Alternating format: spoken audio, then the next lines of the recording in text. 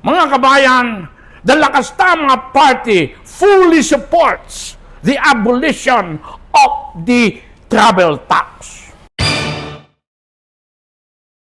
Ito po ang inyong abal lingkod, Congressman Manik Manaog from the Lakas Tama Party at your self-service. Mga kabayan, suportado po ng Lakas Tama Party itong pag-abolish nitong travel tax. Ito din suportado ng ating Presidente BBM.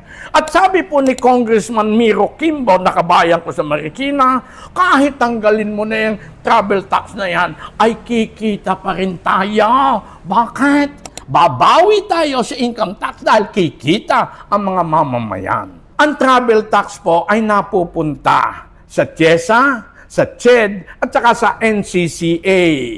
Ngayon, itong po ay malaking tulong dito sa mga organisasyon na ito.